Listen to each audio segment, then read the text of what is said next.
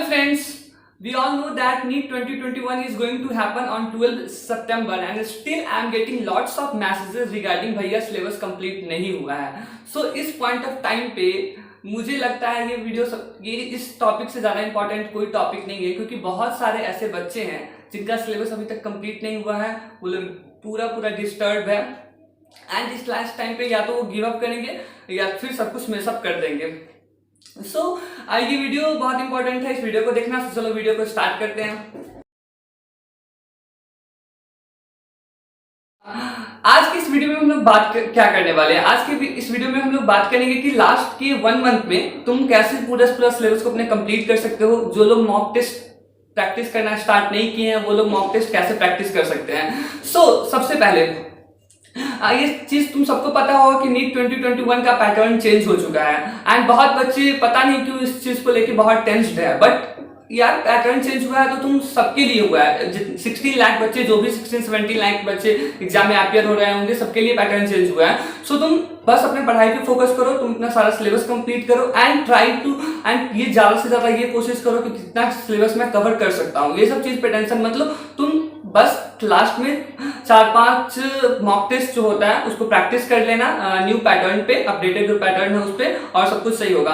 अब बात करते हैं कि तुम 1 मंथ में कैसे सिलेबस को कंप्लीट कर सकते हो। ओके, इसके लिए सबसे पहले अगर आज 17 जुलाई को जब मैं वीडियो बना रहा हूं तो 17 जुलाई से 12 सितंबर जो कि नीट का डेट है, नीट 2021 का, ऑलमोस्ट 50 डेज है। ठीक है, 50 डेज है तुम्हारे पास। सबसे पहले जितने भी बच्चे ये देख रहे हैं और वो लोग टेंशन में है कि उनसे सिलेबस कंप्लीट होगा कि नहीं होगा, उन लोगों के लिए मैं एक चीज बोलना चाहता हूँ कि तुम वीडियो को पॉज करो and take a deep breathe.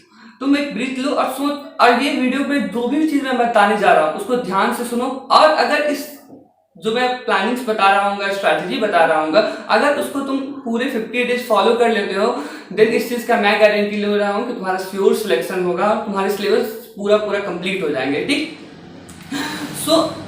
जैसा कि मैं बताया कि अगर आज से 17 जुलाई से 12 सितंबर तक हमारे पास 50 डेज है, तो इस 50 डेज को तुम अगर प्रोडक्टिव यूज करोगे then it's a huge amount of time. ठीक, अब क्या करता हूं कि सबसे पहला वीडियो का जो फर्स्ट पार्ट है कि how to revise whole syllabus in 1 month, तो उसको स्टार्ट करते हैं। हमारे पास जो 50 डेज है उसको मैंने 2 टाइप में डिवाइड किया, 2 कैटेगरी में डिवाइड किया। ओके, पार्ट ए में 30 डेज, पार्ट बी में 20 डेज। ठीक, तो पार्ट ए जो 30 डेज है, इस 30 डेज में हमें क्या करना है कि पूरा सिलेबस को एक बार पढ़ना है। पार्ट बी जो हमारे पास 20 डेज है, इसमें क्या करना है, हमें मॉक टेस्ट प्रैक्टिस करना है। साइमल्टेनियसली हम लोगों ने जो भी पार्ट ए में सिलेबस को रिवाइज किया उसको भी पार्ट बी में रिवाइज करना। ओके, ठीक, अब बात करते हैं पार्ट ए के बारे में। ठीक, पार्ट ए में तुम्हारे पास 30 डेज है। ठीक है, मैं नहीं जानता कि कोई भी बच्चा होगा उसका कुछ तैयारी होगा ही, ऐसा तो नहीं है कि बिल्कुल से भी तैयारी नहीं होगा। तुमने कोई ना कोई चैप्टर तो एटलीस्ट कंप्लीट कर रखा ही होगा।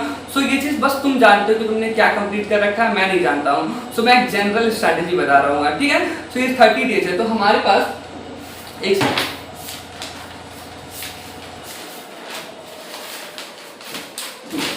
जो नीट के द्वारा अपडेटेड सिलेबस है, जो एनसीईआरटी के अकॉर्डिंगली, फिजिक्स में हमारे पास कितना चैप्टर है, 19 चैप्टर। ओके, केमिस्ट्री में हमारे पास है 30 चैप्टर, ये 11th एंड 12th कंबाइन करके पूरा नीट का सिलेबस है। एंड बायोलॉजी में है 11th एंड 12th 38 चैप्टर। ठीक है, अगर तुम ये 30 दिन में अपना एक प्लान रेडी करो, और ये प्लान तुम कैसे बनाओगे इस चीज को मैं बताता हूँ कि तुम पहले फिजिक्स का लिखो। फिजिक्स में जो भी 19 चैप्टर नीट में दिए हुए होंगे, तुमको स्क्रीन पे दिख रहा होगा शायद, वो तुम उसको क्या करो कि तुम पहले उस सारे चैप्टर का नाम लिखो। ठीक है, पेज पे। उसके बाद से जो भी चैप्टर तुम्हें इस जो 19 चैप्टर्स हैं, उस 19 चैप्टर्स में से फिजिक्स के जो भी तुमने कंप्लीट कर रखे हैं उस पर ग्रीन टिक लगाओ कि हाँ ये सिर्फ टॉपिक मेरा कंप्लीट हो गया। आप जो रेस्ट टॉपिक तुम्हारे पास बच गया, जो जिस टॉपिक को तुमने कंप्लीट नहीं किया, पढ़ा नहीं है, उसके लिए क्या करना है कि कोई चैप्टर क्या होगा इस 19 चैप्टर में से कोई बड़ा होगा जिसको तुम 1 दिन में कर लोगे, किसी को 2 दिन टाइम लगेगा, तो उसी रिक्वायरमेंट से इस 30 डेज के अंदर एक ऐसा प्लान खुद के लिए बनाओ। अब मैं इसलिए नहीं बना सकता क्योंकि हो सकता है मुझे नहीं पता ना कि तुम्हारा कितना परसेंट सिलेबस तुमने कंप्लीट किया है, कितना परसेंट सिलेबस तुम्हारा कंप्लीट नहीं हुआ। ये चीज सिर्फ तुम जानते हो। तुम एक प्लान बना लो अपने लिए, जहाँ फिजिक्स में ये चैप्टर कंप्लीट हो जाए, इसको पढ़ना नहीं पड़ेगा। अब ऐसे करके 30 डेज की, केमिस्ट्री में भी सेम है, 30 चैप्टर है। और ये 30 डेज में इसलिए पॉसिबल है क्योंकि 30 चैप्टर से ज्यादा तो फिजिक्स में है ही नहीं, 19 चैप्टर ही है। तो तुम अगर 1 दिन में 1 चैप्टर भी पढ़ते हो फिर भी तुम्हारा 19 डेज में ही कंप्लीट हो जाएगा ना। तो तुम आराम से अगर दिन में 8 से 10 घंटे पढ़ते हो तो तुम्हारा सारा टॉपिक कंप्लीट हो जाएगा। बायोलॉजी के लिए सबसे है कि तुम एक चैप्टर 11 से पढ़ो, एक चैप्टर ये 12 से पढ़ोगे, फिर बॉटनी जूलॉजी में डिवाइड कर लो, ऐसे पढ़ो। अब तुम्हें पढ़ना क्या, ये तो तुम अपना एक प्लान रेडी कर लोगे। आज के 1 से 2 घंटा का टाइम दो, सारा चैप्टर का नाम लिखो, जो जो चैप्टर तुम्हारा कंप्लीट हो गया उसमें ग्रीन कलर से टिक लगाओ, जो चैप्टर कंप्लीट नहीं हुआ उसको एक साइड रखो। इसमें भी तुम्हारा जो बड़ा चैप्टर है तुमको लगता है जैसे कि कोई बच्चा है जिसको रोटेशनल मोशन काफी इजी लगता है, वो एक दिन में रिवाइज कर लेगा, किसी को रोटेशनल मोशन में 2 डेज टाइम लेगा, तो तुम अपना वहां पे मेंशन करो कि हाँ इस चैप्टर को पढ़ने के लिए मुझे 2 डेज चाहिए, इसको 1 डेज चाहिए, इसको मैं एक दिन में 2 चैप्टर फिजिक्स से कर सकता हूँ, ठीक है। तो इस हिसाब से अपना एक प्लान बना लो, फिजिक्स केमिस्ट्री एंड बायोलॉजी सब में, ठीक। अब तुम्हारा प्लान बन गया, अब तुम्हारे पास एटलीस्ट अगर ये प्लान तभी सक्सेसफुल होगा जब तुम एक दिन में 4 चैप्टर कम से कम पढ़ोगे, एक फिजिक्स से, एक केमिस्ट्री से एंड 2 बायोलॉजी से। इतना करना ही पड़ेगा, ये मिनिमम है, इससे ज्यादा ही करना पड़ेगा लेकिन इससे कम से नहीं होगा। तो तुम अगर दिन में 4 चैप्टर पढ़ रहे हो तो पर चैप्टर अगर तुम 10 घंटा से ज्यादा तुम नहीं पढ़ पाओगे, फिर तुम्हारा कंसंट्रेशन डाउन होने लगेगा, पढ़ना भी मत इससे ज्यादा। 10 घंटे तुम फुल कंसंट्रेशन के साथ पढ़ो, वो ज्यादा सही है। तो 10 घंटे अगर तुम पढ़ रहे हो और 10 घंटे में तुम 4 चैप्टर पढ़ रहे हो तो पर चैप्टर कितना आवर्स तुमको दे रहे हो, 2.5 आवर। इस 2.5 आवर में तुम्हें क्या करना है, तुम्हें किसी भी चैप्टर के डेप्थ में नहीं जाना है। ये पहला चीज है जो नहीं करना है। सबसे क्या क्या नहीं करना वो भी बहुत इंपॉर्टेंट है। सबसे पहले तुम ओवर थिंकिंग करना छोड़ दो कि सिलेक्शन होगा नहीं होगा, मार्क्स नहीं बढ़ रहे हैं, जो बस तुम पढ़ाई पे अपना ध्यान दो। उसके बाद से डेप्थ में किसी टॉपिक के मत जाओ, क्योंकि जो अभी एनटीए का जो क्वेश्चन आ रहा है वो बहुत सुपरफिशियल आ रहा है, बहुत ज्यादा टफ नहीं आ रहा। वो लोग ज्यादा से ज्यादा टॉपिक टच करना चाह रहे हैं रेदर देन कि तुम एक टॉपिक को ज्यादा टाइम दो। तुम क्या करो कि सारे चैप्टर का तुम सुपरफिशियल मतलब जितना तुम नॉलेज ले सकते हो, जितना अलग अलग टॉपिक का वो तुम करो।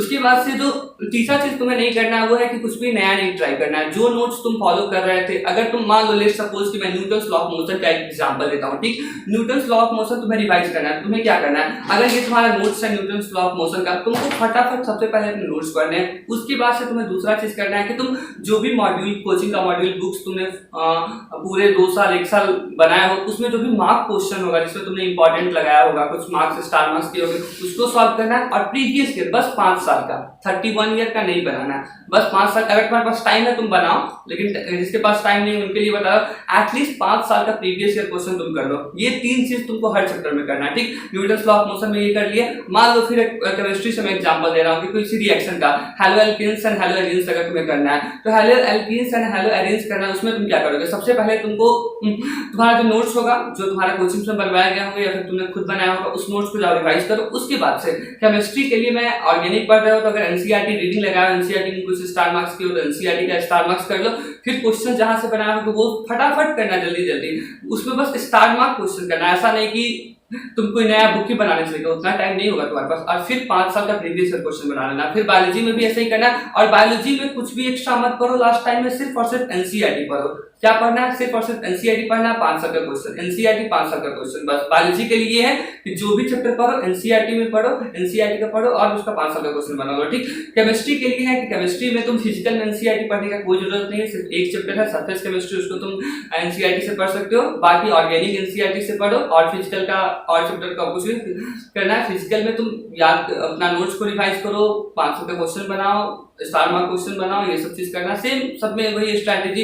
इनऑर्गेनिक केमिस्ट्री एनसीईआरटी से पढ़ो, ऑर्गेनिक में भी जितने रिएक्शन एनसीईआरटी है उसको याद कर लो। ऑर्गेनिक में बहुत सारे केमिस्ट्री में बहुत सारे चैप्टर ऐसे जैसे सरफेस केमिस्ट्री हो गया, chemistry in everyday life, environmental chemistry, biomolecules, polymer, जो सब में डायरेक्ट क्वेश्चन आता है, ये सब चैप्टर को स्किप नहीं करना है। ये सब इवन हायर प्रायोरिटी में तुम्हारे रहने चाहिए। ये सब टॉपिक तुम कर लो। ये अगर सबसे पहले अब सब कुछ को समराइज कर देता हूं मैं एक बार। सबसे पहले क्या किया मैंने, 50 डेज को पार्ट ए पार्ट बी में डिवाइड किया। पार्ट ए जो हमारा 30 डेज का, उसमें हमें क्या करना है कि सिलेबस को पूरा पढ़ना है। पार्ट बी जो हमारा 20 डेज का, उसमें क्या करना है, मॉक टेस्ट प्रैक्टिस करना है एंड साथ ही जो भी टॉपिक हमने पढ़ा है पार्ट ए में उसको भी रिवाइज करते चलना है, ठीक है। अब क्या करना है कि तुम 30 डेज का एक प्लान बनाओ। उस प्लान कैसे तुम बना सकते हो, 4 पेपर लो, उसमें फिजिक्स केमिस्ट्री बायोलॉजी का एक कॉलम बना। उसमें क्या करना है कि फिजिक्स के सारे टॉपिक्स लिखने हैं, जो तुम्हारा कंप्लीट हो गया उसमें ग्रीन मार्क करना है, जो तुम्हारा कंप्लीट नहीं हुआ उस पर देखना है कि हाँ कितना डेज लगेगा। 30 डेज के अंदर क्या पूरा प्लान बना लेना है कि 30 डेज में ओवरऑल सारा सिलेबस मेरा कंप्लीट हो जाए। ऐसे अगर तुम करोगे तो पूरा सिलेबस कंप्लीट हो गया। अब तुम्हारा जब सिलेबस कंप्लीट हो चुका है तब तुम मॉक टेस्ट आप 20 पार्ट बी में आते हैं। ओके, पार्ट बी में अब हम लोग इंटर कर चुके हैं। अब तुम्हारे पास क्या है कि सारा सिलेबस कंप्लीटेड है। अब तुम क्या करो कि 3-3 दिन 2-2 दिन पे एक मॉक टेस्ट का अपना स्केड्यूल ऑर्गेनाइज कर लो। ठीक है, फुल टेस्ट होना चाहिए सबके साथ। मॉक टेस्ट तो उसको एनालिसिस करो पेपर को, कहाँ गलती हो रहा है। साथ ही बायोलॉजी रोज पढ़ना है, ज्यादा टाइम बायोलॉजी को देना है, फिर केमिस्ट्री, फिर फिजिक्स, ऐसे करके तुम करोगे तो ये तुम्हारा हो गया ओवरऑल कि तुम कैसे पढ़ सकते हो। लास्ट 2 मंथ का स्ट्रेटेजी हमारा हो गया। अब बात करते हैं कि आप ये बात कर रहे हैं कि बहुत बच्चे जिनको फिजिक्स में अभी भी प्रॉब्लम हो रहा है, फिजिक्स के लिए वो वरी है, उनका केमिस्ट्री बायोलॉजी सही है। तो फिजिक्स पे मैंने स्पेसिफिकली 100 मार्क्स के लिए एक वीडियो बनाया था, उसका लिंक तुमको डिस्क्रिप्शन में मिल जाएगा, वहां से वो वाला वीडियो देख लो तुम लोग। एंड तुम सब पढ़ते रहो, टेंशन मत लो, काम रहो। ये 2 मंथ बहुत, अगर तुम इसको प्रोडक्टिव यूज करोगे ये बहुत बड़ा टाइम होता है। So thanks for watching this video. And मैं हॉस्टल में आ चुका हूँ, इसलिए मेरा सेटअप भी चेंज हो चुका है। So thanks.